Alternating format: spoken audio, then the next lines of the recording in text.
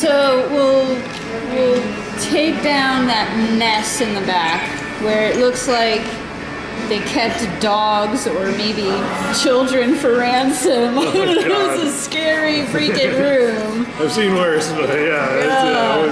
And then that room with the fireplace that makes no sense. Right. Like stylistically, it's just totally different. Like, it has that Elvis sort of darkness about it, right? It does. You would think maybe the ghost of Elvis will show up during the... I saw this house though where the guy pulled all the windows out of the house, and he made them like 4 inches wide, like in the jail or something. Yeah, and he painted all the walls black.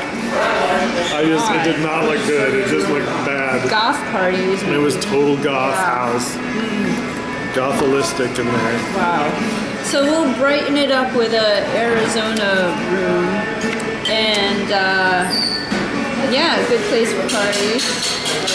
You know, bring a lot more sunlight in. Maybe get some old casement windows. I don't know what we'll do for windows yet, because that's the expensive part. Yeah. But if we can maybe just go with glass or maybe recycle some old style windows. Yeah.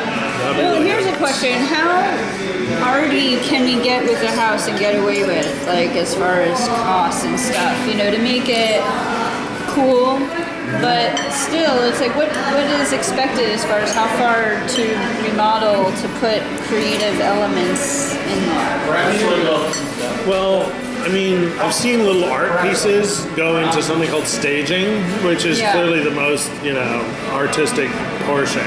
Yeah. Like, what do we put in there to make it look beautiful? Yeah, sellable. And Angel, my armed robber student, he likes to cut these like little alcoves into the wall, and about maybe 4 inches deep, and he likes to put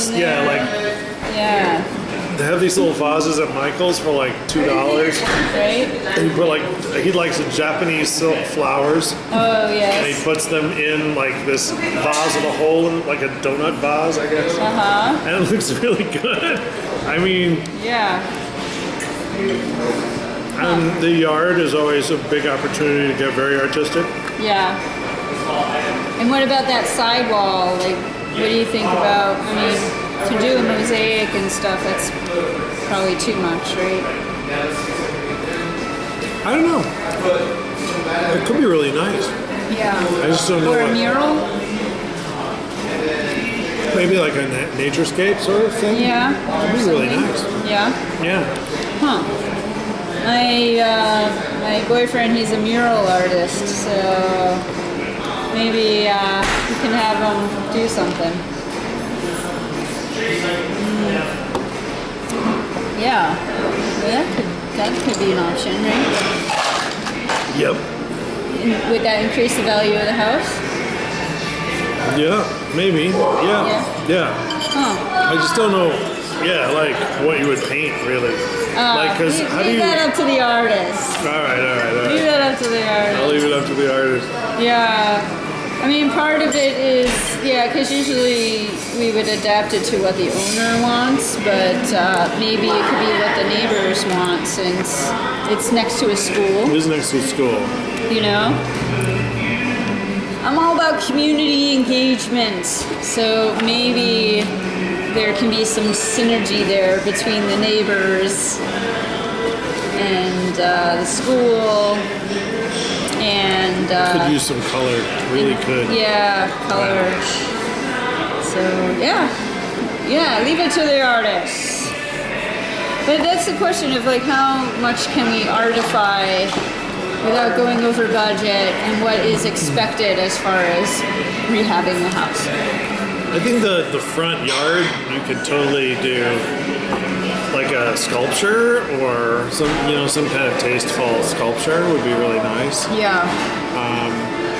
In the backyard, you've got a lot of wide open possibilities for things like naturescapes and